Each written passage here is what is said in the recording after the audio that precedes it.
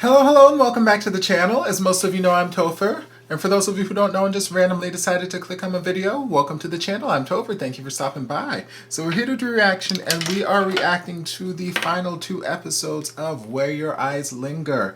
It is 3 o'clock in the morning, and if you saw my reactions to episode 5 and 6, you'd have seen where it left me in a place where I could not go to bed for the night. I could not leave it there. I had to see where this story was going. I needed resolution before I could go to bed. So I had to go let my camera charge for a little bit, and yeah. So charged, it's at like 25% or something. It's at enough to get me through these 2 videos because they're short. So I'm gonna stop babbling and we're just gonna dive in because y'all, I need to know what's happening. I need to know what's going on.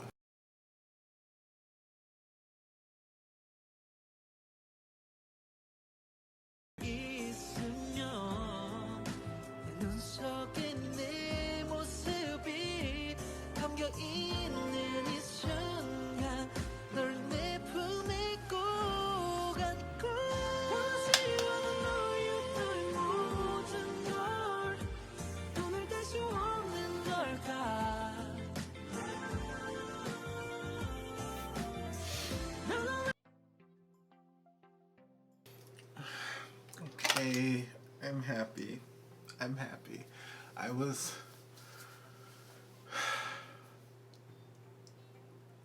I mean, I called it a few episodes back. I said, you know what, they're going to be like Color Rush, except they were even worse than Color Rush.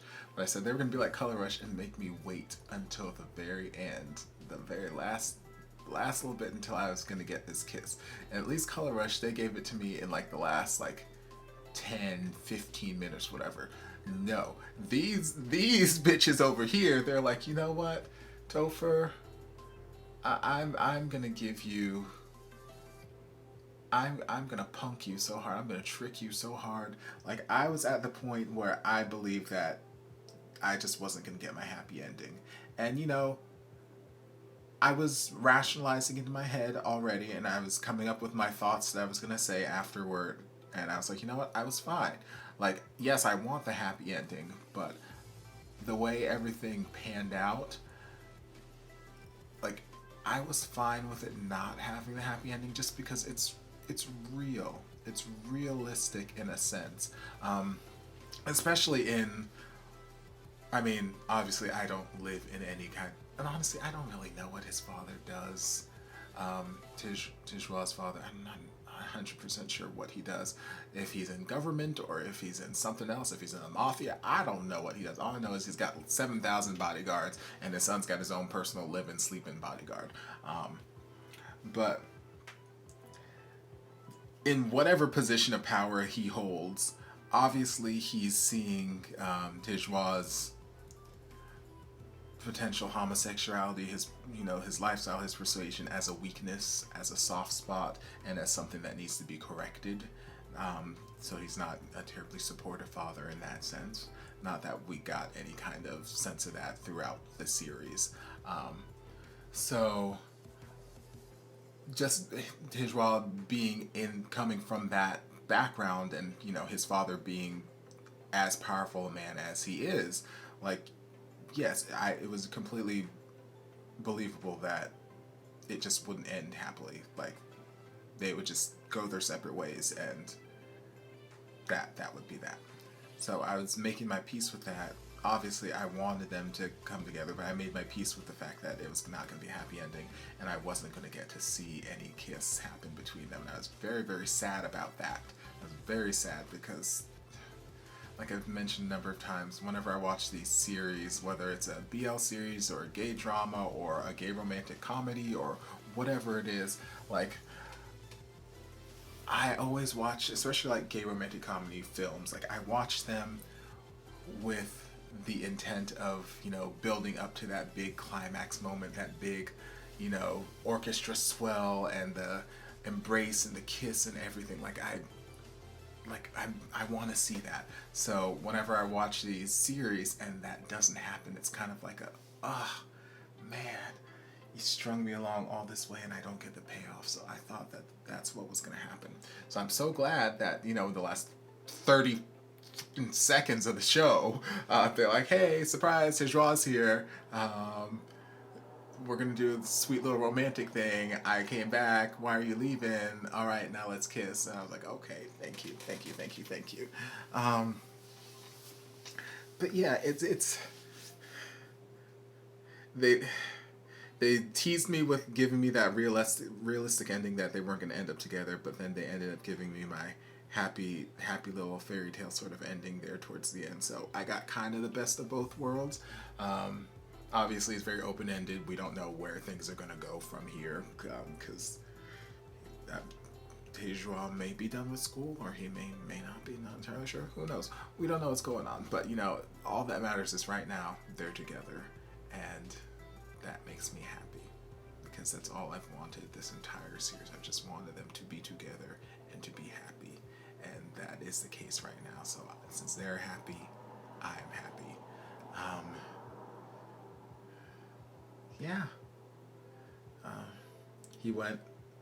You know, Gook went to see his man. He went to fight for his man. He's like, look, I know that I didn't stand a chance of winning. I know that you have all the power and I have nothing, but I just came here to talk just for 5 minutes. 5 minutes. And then, you know, he proceeded to have his bodyguards beat up Gook because he told Tejua in the beginning, if you mess up, I'll beat Gook. So that's when they made the deal. I'll go to England if I can just go home for one night with him. And they had that sweet little moment. And I've mentioned before, it's those small, intimate moments. It's not the big, you know, public displays of affection or anything like that. It's those small, quiet moments that they have that really just shape their relationship for me. And just those are the things that give me the butterflies. Those are the things that give me the heart flutters. It's just like so beautiful, and just the eye contact that they have. It's beautiful, beautiful, beautiful, beautiful. So I love the little time that they got to spend together at the house before Tejua had to finally move, and he took the little one of Gook's art pieces with him, and yeah. It's a very satisfying ending to the series. I'm happy with this. I'm happy with this ending. Yeah, I'm happy. I hope you guys are happy too, because it was a fun ride. I watched 2 episodes, the first time, and then I watched the rest of the series today. It is currently 3:42 in the morning. I have to be at work at 10 o'clock. Which means that I should probably get to bed soon so that I can wake up soon and be productive. So yeah, I'm just gonna wrap this up. I hope you guys enjoyed this reaction. I hope you guys enjoyed this journey through the Where Your Eyes Linger. Thank you for the suggestion. I thoroughly enjoyed it, just like I enjoyed Color Rush. Actually, I think I might like this one a little bit more than Color Rush. Although I really did enjoy Color Rush too, but just something about the chemistry and the dynamic and the relationship that they were able to build between Gook and Tejua in these 8 episodes, the 8-10-minute episodes it was just so powerful, so impactful, and so beautiful, and like I was just rooting for them from day one, and I feel so good. I feel so good. I'm happy. So thank you for joining me on this journey. Another thing that I loved, I keep trying to wrap up, but other things keep popping into my head. When they did have that little scene, or after, they did the cuddling thing and the almost kiss thing, when Tejua was packing up, they were both saying like their lines, but they were both saying the exact same thing, just in their own mind. I can't take my eyes off of you. You can't take your eyes off of me. For that reason, even when I want to close my eyes, I can't. And like they're just having that nice little parallel moment where, obviously they couldn't look at each other, but they were having the same thoughts, parallel thoughts. And it's just, I don't know, it was just beautifully done, beautifully written, beautifully executed. And, the show's called Where Your Eyes Linger, and there are a couple times throughout the series where, like, either Gook, well, yeah, mostly Gook, would have these kind of inner monologues to himself where, you know, there were certain things that he would say that would, like, it always seemed to come back to the eyes and the sight and how I'm seeing the person. And I don't know, I liked it. And then even Jaime mentioned how when she was dating Gook, she always felt like his eyes, even though they were looking at her, he always felt like they were looking at someone else. So it's like, you know, even before he could admit to himself feelings he had for Tejwa, even before Tejwa could admit whatever feelings he had for Gook, it's just where their eyes lingered. Their eyes always, Gook's eyes could never leave Tejwa. I mean, you know, yes, it was his job and he wasn't supposed to let them leave Tejwa, but for the most part, I don't think he wanted them to leave Tejwa. His eyes always lingered over there, and Tejwa's eyes found their way over to Gook as well, and it's just very, very, very nicely done. Very nicely done. So, yes.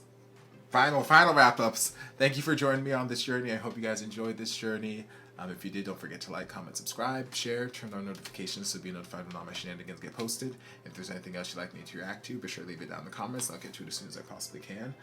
If you'd like to support the channel in other ways, you're more than welcome to join us over on Patreon. You don't have to, but you're more than welcome to if you want to. And I'll see you guys in my next video. Love ya. And before you guys go, a shout out to my amazing patrons. I can't begin to express how thankful I am for your support. And if you guys would like to join us over on Patreon, the link is down in the description. I love you guys.